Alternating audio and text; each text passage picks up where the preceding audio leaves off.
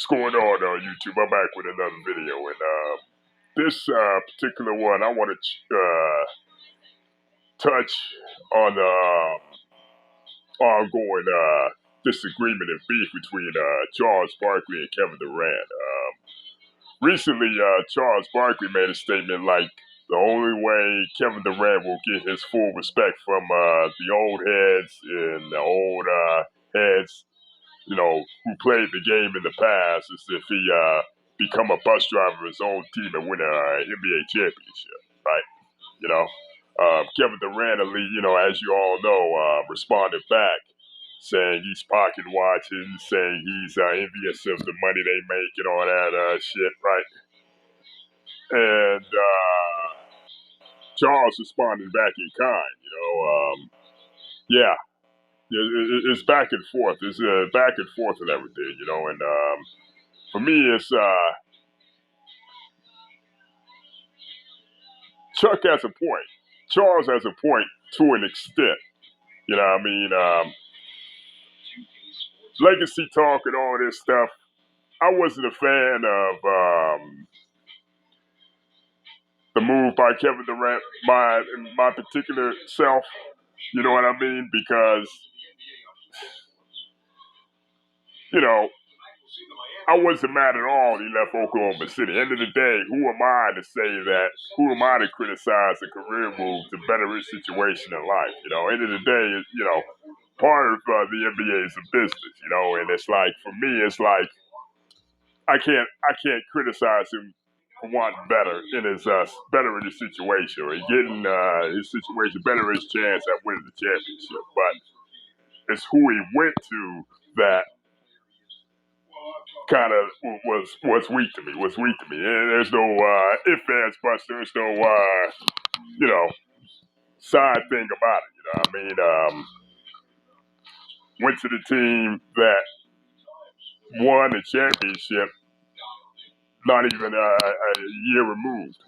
Not as, like, yeah, a year removed from winning, a season removed, season and a half removed from winning the championship. Not only that, a team that won 73 games, without said Kevin Durant, and on top of that, the same team you gave up a 3-1 lead against. There's no way around that, man. You know what I mean? It's just, it just didn't sit right with me. You know what I mean? I like, there's been teams, stacked teams, end of the day, and people like to compare that move to Miami. No, that's not even the same goddamn ballpark, It's not even the same ballpark, Not even close to being the same thing, Because the Big Three in Miami were no different than the Big Three in Boston, People say it all. They were past their prime. No, they wasn't. No. That's bullshit. Kevin Garnett was averaging over 24 points a game. Paul Pierce was right around 26. Ray Allen took a step back and sacrificed and was averaging around 19 points a game. But yet people don't criticize them for that. They like to move the goalposts and chase the arguments. But that's neither here nor there. That's a whole conversation for another video and shit. But me, I just felt like you knew that the Golden State Warriors were going to win them years they were in the NBA Finals. It wasn't no contest, Wasn't no contest. Didn't have no shot, didn't have no chance, didn't have no even kind of shot at all to beat this team. And yeah, people say Houston Rockets came close, but you got to do that with context. Andre Iguodala missed like the first 3 games of that series, right?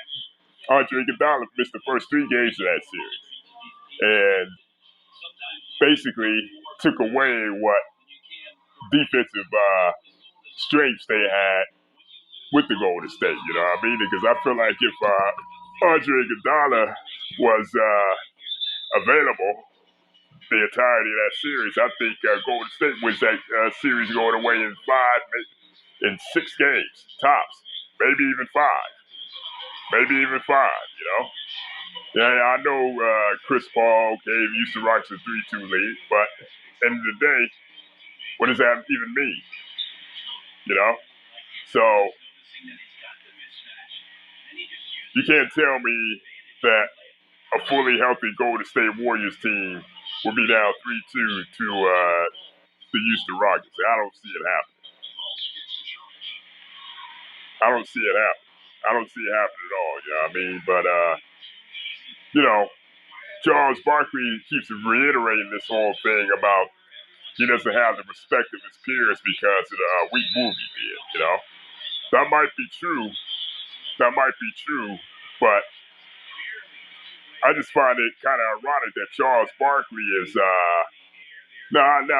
Charles Barkley was a great player in this day. You know what I mean? I'm not going to take nothing away from him. You know what I mean? But I just find it pretty funny and ironic that he's criticizing Kevin Durant when in fact he tried to went from team to team, you know? Right in the middle of his prime, you know? 1993, Phoenix Suns, MVP year, putting up like 25 points, 26, around 10 assists, and 10 rebounds and 5 assists, if I'm not mistaken, right? And that Phoenix Suns team, they were fringe contenders. They were in the playoffs, and they were getting into the second round in the conference final. Matter of fact, a couple years prior, they got to the Western Conference Finals. And the next 2 years after that, before Barkley came, they got to the second round. So it wasn't like they were close. It wasn't like they weren't close. They were right there, you know? Don't forget, that Phoenix Suns team had Kevin Johnson, who's underrated, you know,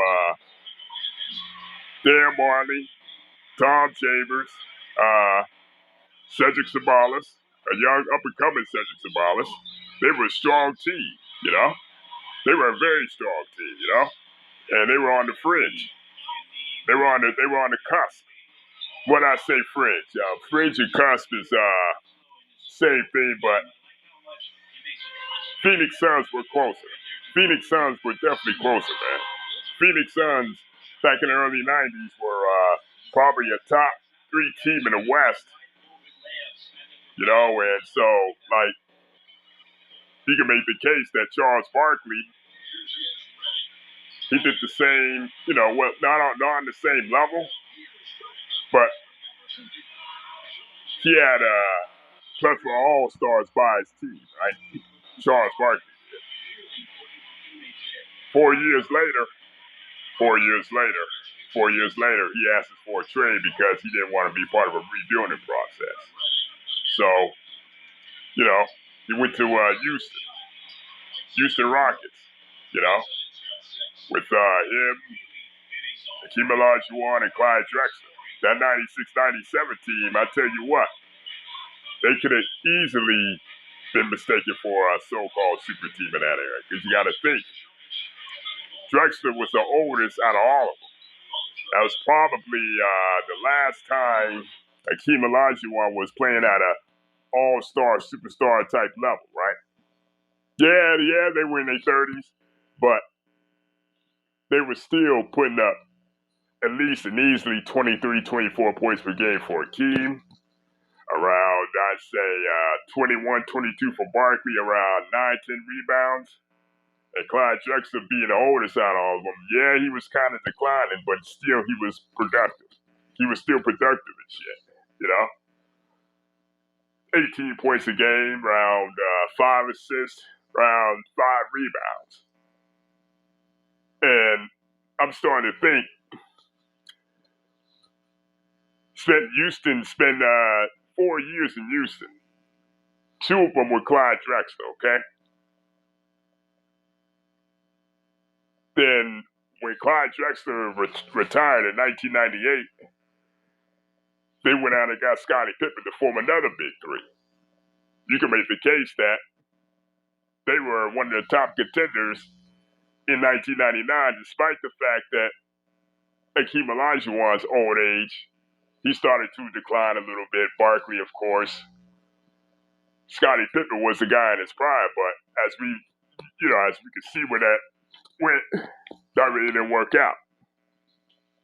But I'm wondering if Barkley had won a championship, let's say 1993, or if, them years in Houston, he would have won the championship, won at least one championship. You got to think, would he still be feeling this way? Would he still be feeling like so-called stacking the deck is a knock on your legacy, right? Because you got to think, Kevin Durant made a statement talking about a lot of these players who played in the past are envious of the new players because of the reputation and money they have. And not only this, basically Charles Barkley is attacked.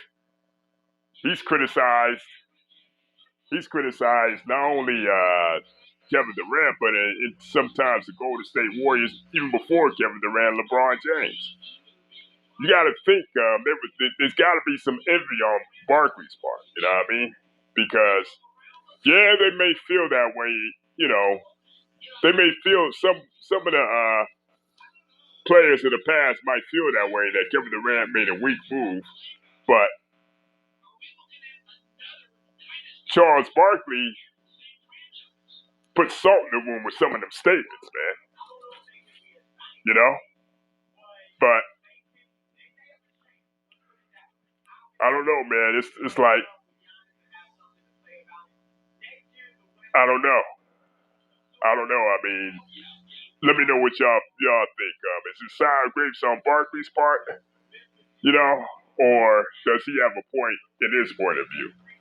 But like I said, I'm not gonna go as far as discredit Kevin Durant's ring and the 2 rings he won with Golden State. But at the same time, man, you gotta think some rings hold more value than others. You understand? Some rings hold more value than others. You know, not saying that Kevin Durant is not. We should discredit Kevin Durant because at the end of the day, he did what he had to do. But at the same time, man, some rings are worth more than others. The value is worth more than others and shit. But you gotta think. What do y'all think? Let me know in the comment section. Hit the like, subscribe, and I'm gonna holler at y'all later.